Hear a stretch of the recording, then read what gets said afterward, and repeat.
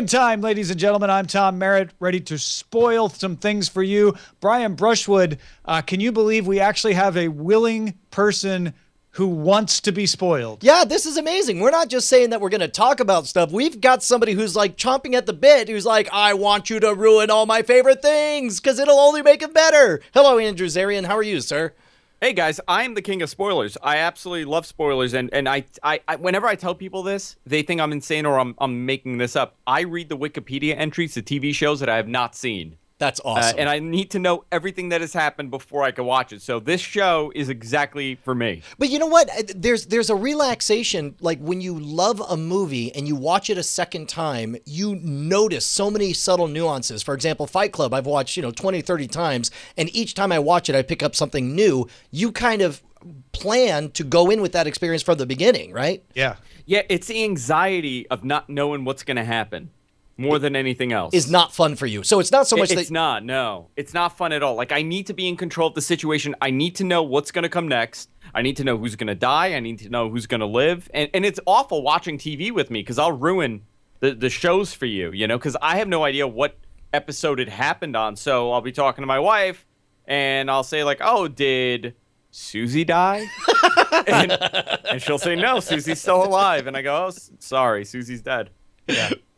Well, it's a sled. Snape did it, and it's made of people. But we are going to finish this episode with The Shield. I'm back on The Shield crack. We're going to talk about the finale of Walking Dead because Brian has finally caught up there. We'll go to the most recent episode of Better Call Saul. But we are going to start spoiler in time for the foreseeable future with the movie draft update. What?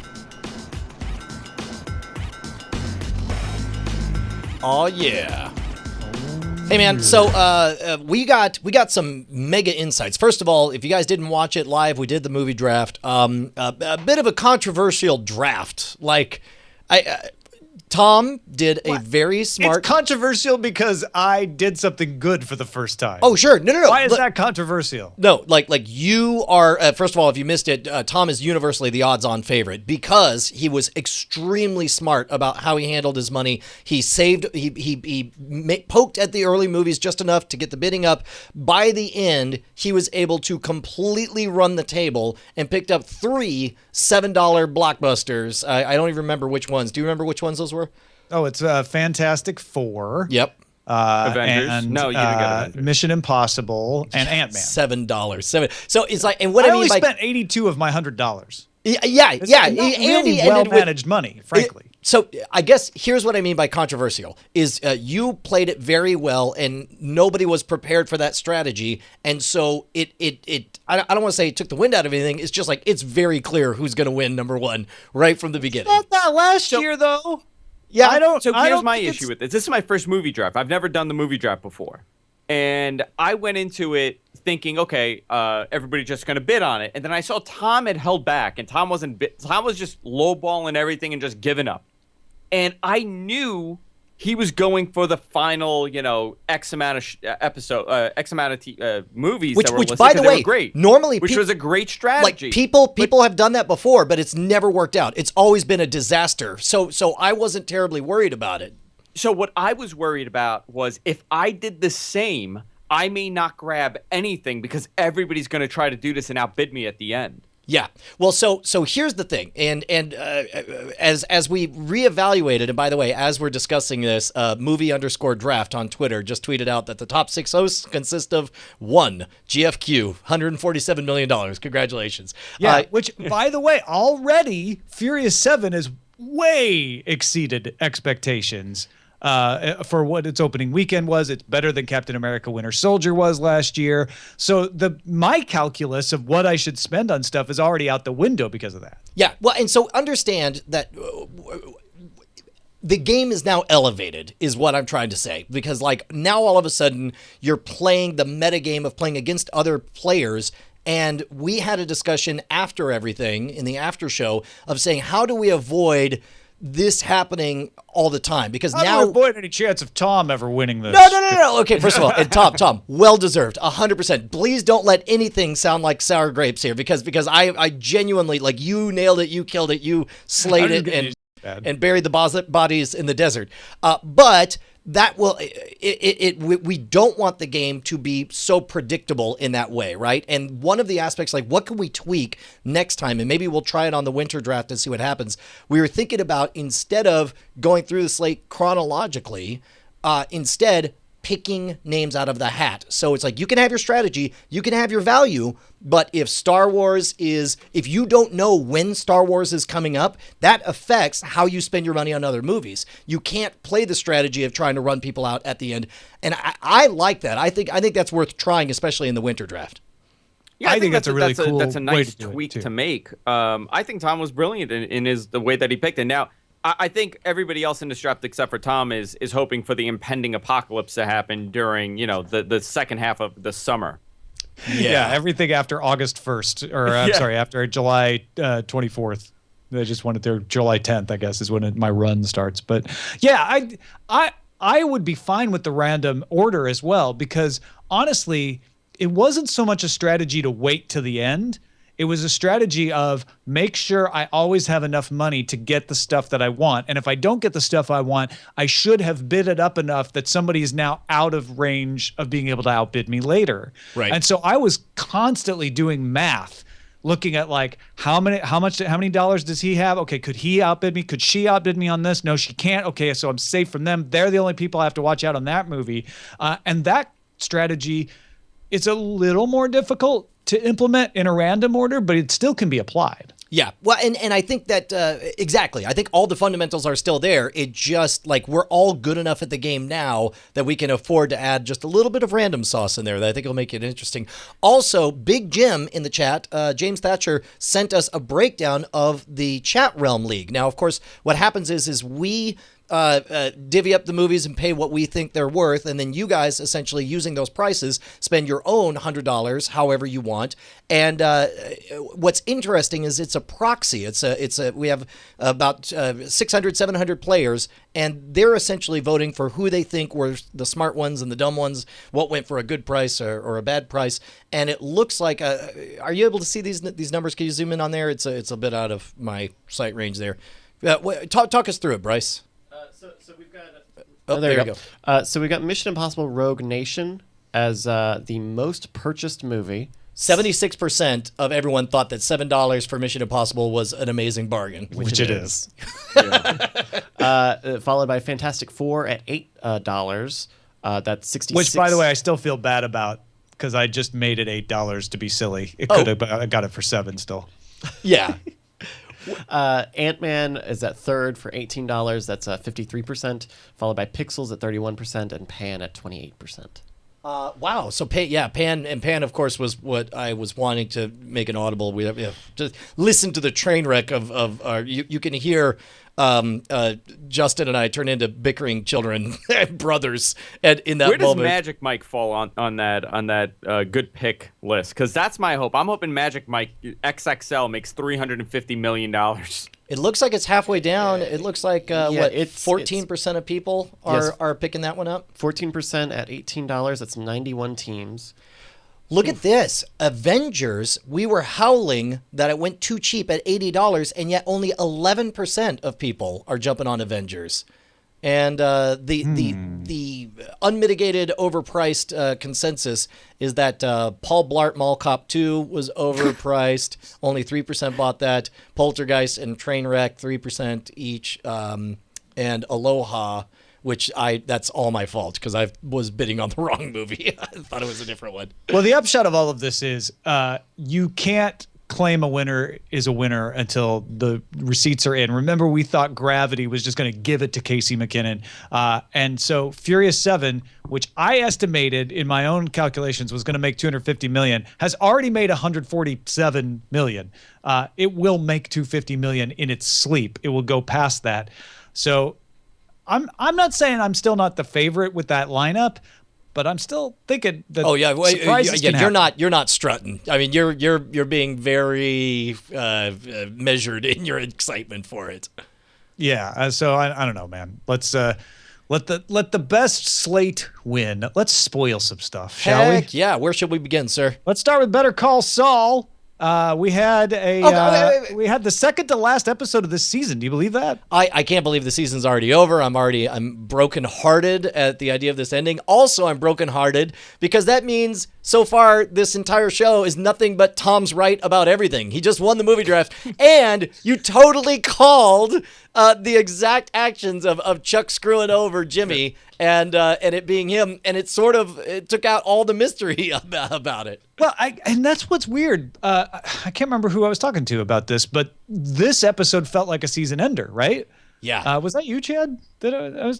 Somebody I was talking to was like, "This is weird," or maybe it was you earlier, Brian. But like the fact that we still have one episode left, but only one episode left, leaves me very curious what we're going to see in this final episode. We must be seeing a cliffhanger.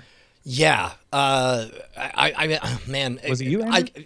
Vince Gilligan, I wouldn't put it past him to have some kind of amazing ace up his sleeve. After that weird curveball he gave us with the film noir, police story vignette about Mike Ehrmantraut's past, like that was so great and had nothing to do really with the main story as we're watching it, but it just sat on its own as probably one of the best episodes of television I've seen in forever. Anything's possible, and that's what I love. I love being adrift and not knowing.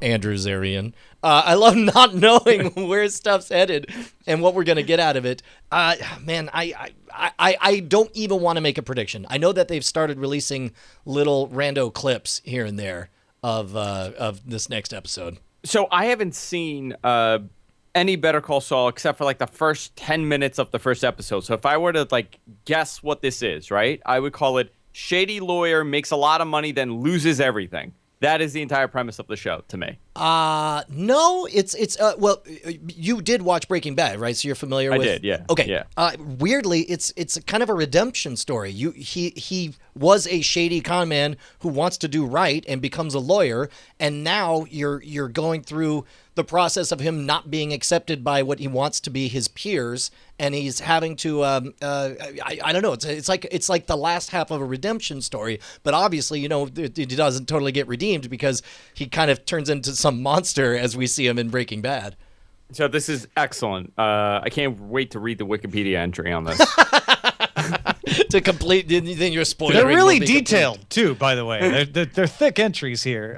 This episode was called Pimento, after the sandwich, and it is more than I thought. It was faster and more than I thought Chuck would turn, because he didn't just undermine. He sold him out and then tried to pretend like he hadn't. Well, and now it's clear that that's what they were signaling when you see him sort of weakly be enthusiastic about Jimmy getting his law degree in the first place. Yeah, and the fact that he, once he's busted on it at the end, how painful. Like, I feel the twisting in Jimmy's soul when he's just like, yeah, come on, look, you're not as good as me, and you'll never be as good as me, and you know it in your heart. You didn't work at it. You did American Samoa, and Jimmy, you could tell Jimmy worked really hard, even if it was an American Samoa law degree. Well, and that's a lot of that really spoke to. It's a recurrent theme in Magic. The people who criticize Scam School, the number one criticism is that it makes it too easy for people to learn good magic, and it shouldn't be that easy because it wasn't easy for me. But I heard that same criticism about Magic when DVDs were out. They're like, oh, it shouldn't be this easy to learn. You got to learn from books the way I learned or whatever. And it was like to see that and to having been through that and been the subject of those criticisms, it was I don't know, really, really touched me. Also amazing is it's a galvanizing moment for Mike Ehrmantraut, where it's like he is now running the deal, and he's taking everything he's learned as a corrupt cop and is now essentially guiding this 2-bit pill dealer, and that moment when he's like, oh, well, you are a criminal now. Let's not make any bones about it. You could be a good guy or a bad guy, but you are a criminal now. The question is, what kind of criminal do you want to be, and do you want to keep doing this? And it's like, it was awesome. Electric. Loved it. I was a Mike Ehrmantraut fanboy, so maybe I'm not the right person to ask, but that moment in the parking garage, too, it just had me up and clapping. When he's like, no, I don't need it. Plus, also, that actor, Michael Mondo, as Nacho, Like, I don't know what crazy steroids they've injected him with that suddenly made him a plausible badass, but that is not the same actor I saw in Orphan Black. I don't know why they played him that way. Because he's an actor, right? It's like in Orphan Black, he's supposed to be kind of spineless, I think. And he's just really good. Like, I think that all that says is that he is a fantastic actor. Because, yeah, Nacho is somebody you don't want to mess with. Yeah, and the moment he gets out of that car, just chills. Very, very well done. And you could tell me that this was the last episode of the season, and I'd be all like, that was a great season. Yeah. And the fact that something, a bonus is waiting around the corner, can't wait. Got an episode called Marco. And I would assume season 2 will start with an episode called Polo. I guess. Let's move on to The Walking Dead. Brian, you finished it up. Are you glad you're back in the pool? Yeah, I really am. And I mentioned this before, but this is I am now caught up to my experience on the comic book. You know there's a comic book, and now you know that I am roughly caught up to that moment. So good. I don't even know what to say. You're going to have to walk me through to get my opinions on stuff, because it's like I loved everything about it. I can't believe I'm totally back on board. The whole scene with the weird zombie trap, there is a negative. That whole W thing, dumb. I was wondering, dumb. When we were talking last week, I asked you specifically, like, what do you think of the W thing, knowing that you were going to have it revealed? And I felt that it was revealed in a not a disappointing way, but like I was disappointed with the fact that it wasn't better than that it was just another faceless bad group. And maybe they're a little more sophisticated and weird and whatever, but this group didn't impress me. Here's the problem is that whole, and I understand they're setting up the next arc, and I don't know where it goes because we are now in uncharted waters for me, and for that I am thankful and I'm excited.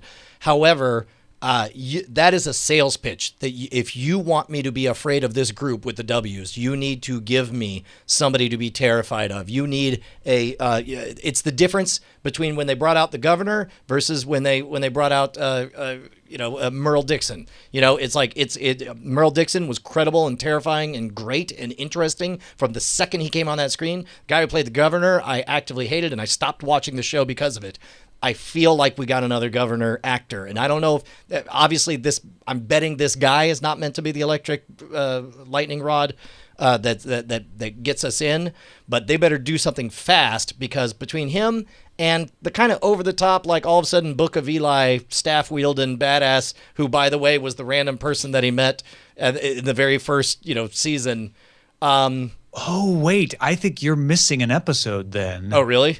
That would, oh yeah. Okay. This is the first time that not watching a couple of seasons might have served you ill, because there is another episode with Lenny James playing Morgan that I think you never saw. Okay. Where he goes back to his hometown. Rick goes back to his hometown and finds Morgan, and Morgan's lost it. He is nutso. And he is crazy. And there's a note that Rick finally leaves him, to be like, please come. This is when they're still at the prison. And so what Morgan has turned into makes a lot more sense if you've seen that, because you see him partway through his arc, and you understand that he has been hunting for Rick for a long time, and he's been out on his own. So him becoming a staff-wielding ninja is a little more believable to me, having seen some of his past adventures, so to speak. And so I look at Morgan and I'm like, oh yeah, now that's the character that I want to show up. And maybe that's why the W people are there, is to show like, here's incompetent enemies, here's Morgan. And Morgan's not even an enemy. He's a question mark. Right. Interesting. Okay. Well, I mean, I'm still in. I'll continue to watch it. I do feel like, here's what I'm really glad about is I had predicted the finale, because you guys were asking me last week what my prediction was going to be. I thought it was going to end with, yet again, this place isn't good either. We got to get on the road again for another fun house. Loved the fact that it is like, yeah, okay, kill that dude. He just killed NPR Incarnate and with a sword, and the guy's a drunk jerk, so kill him. And it's clear that they're still in that community, and that in that moment he has the support of the leader, and that it was great that without saying anything, they're making the pitch for why Rick does the things that need to be done. And meanwhile, Rick's out there hunting down and slaughtering these dead, doing what needed to be done because he has what it needs in there. It makes me very optimistic. If we get to stay in this environment and see where it goes from here in the next season, I think I'll be really, really excited. In fact, everybody in the chat room saying the episode that you missed that explains Morgan is called Clear, from season 4. I'd pull a page out of Andrew Zarian's book and just go read the summary just to get a flavor of it. I'll ask you guys something because I haven't seen it beyond season 3. The character of Rick, where does it go beyond this season? Because he's gone through every emotion, right? I mean, he became a psychopath at one point and he was depressed at one point. So how do you constantly evolve this character for, the next couple seasons? Yeah, this season they did a really credible job of flirting with the fact that from a different perspective, Rick's not a bad guy. He's the bad guy. He's the guy you are scared to let into your place because he's so unfathomably practical at this point, where he casually says to his son, yeah, well, we're going to do it. We're going to live here. This is good bones. And if they don't go for it, we will kill them. And it's like, and his son's like, yeah, that's the world we live in. Okay, got it. And it's like, you hear that and that's not who you picture Rick being. And I remember in the comic book, which exists, there's a comic book I remember having that same feeling of being very uncomfortable where that was headed. Yeah. Rick has become, I don't want to say stronger because it's not just that. He's become more ruthless, more practical. Yeah. And it is a real question of whether he's a good guy or a bad guy. And this new arena that he's in, this new town, sets it off very starkly. And I think what's great about this finale to me is this community is resisting, saying, no, Rick, you don't have to be as bad as that. You shouldn't have to compromise your values. We see good in you, Rick. You can come over to our side. And Rick's like, you don't understand. It's us or them out there. Yeah. And at the very end, you get them finally coming around to Rick's way of thinking and saying, do it. The mayor says, do it. And Rick does it. And then Morgan walks up and is like, Rick, you just shooting people in the head now? Yeah. Wow. And plus also it's like, let's face it, like he just executed a man for his known crimes were definitely drunken disorderly, definitely domestic abuse. And really the at that moment, it was maybe manslaughter, accidental kill, because he clearly didn't mean to kill him, and so just made it a killing offense because they couldn't afford. It was not an option to exile because somebody who knew where they were with that information when you're out there in the wild, that is too valuable, and he's going to fall in with some group, and they're going to want to take, because that's what we already saw in the prison, and the fact that we've been along for these lessons and you understand the harsh practicalities of it. I think it's well done. Really interesting. Yeah, I'm very much looking forward to see where they go in the next season. So let's finish up with someone who's much more on moral solid ground than Rick Grimes, Vic Mackey. The Shield, episode 4 of season 5, Tapaboca. This is. I can't even tell the episodes apart anymore. It has become one long stream in a very good way. What are highlights of this episode is Vic's ex-wife confronts Kavanaugh, Forrest Whitaker's character, with the fact that she knows who he is, and he tries to turn her to his side.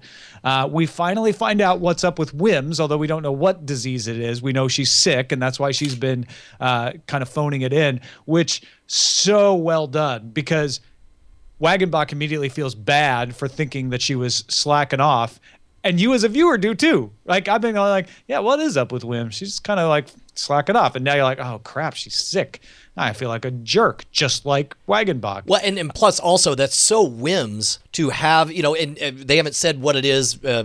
Spoiler alert, Tom. At some point you'll find out. But it's like, it's for her to be so stoic and to just, when that moment comes, it's so very Wagenbach and it's so very Wims. Yeah, and Wagenbach helping out Vic's wife because she comes to him and lets him know about the investigation, which now someone else knows about IAD poking around in Vic's business.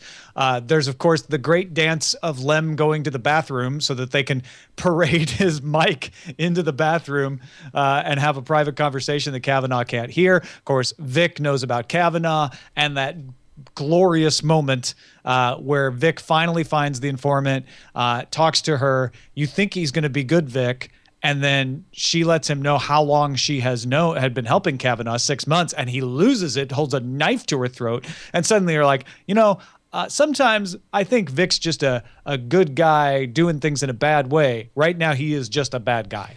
Yeah. And he pulls himself back because Kavanaugh shows up.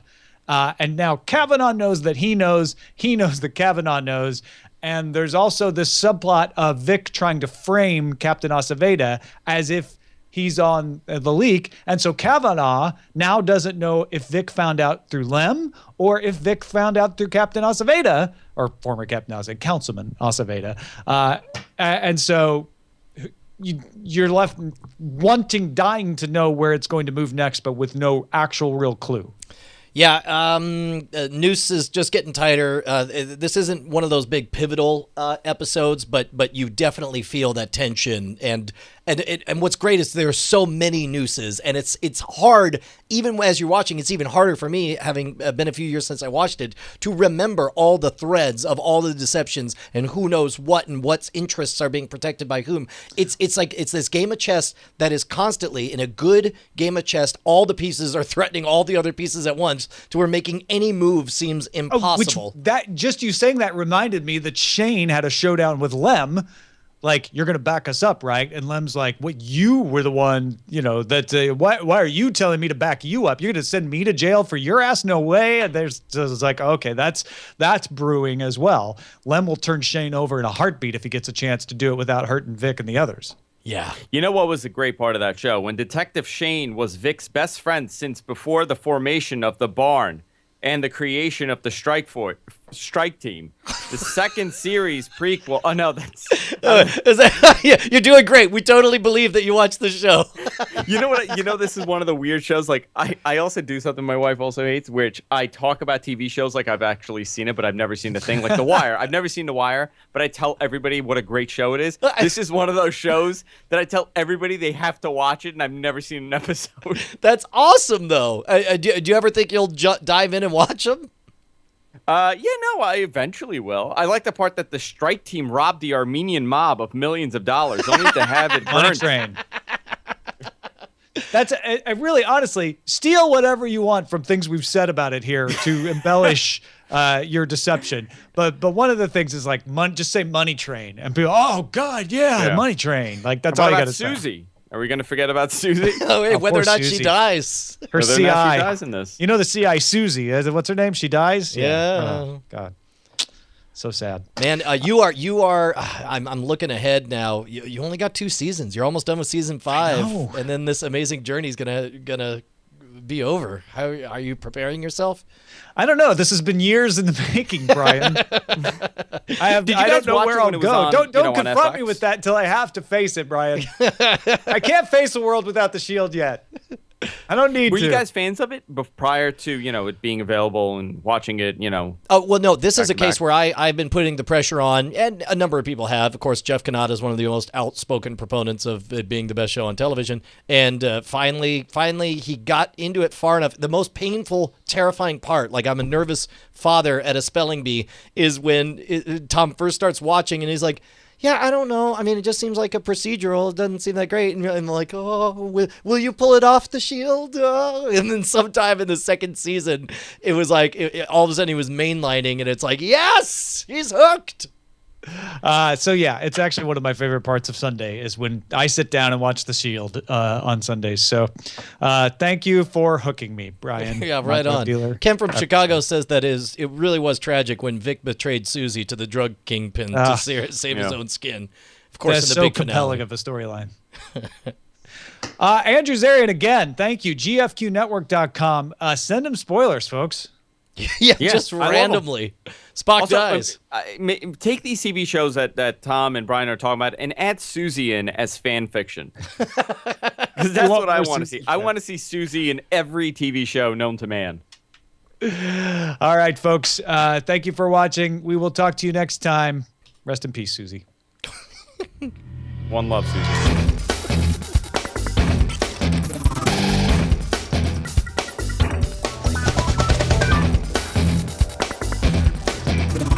Diamond Club hopes you have enjoyed this program.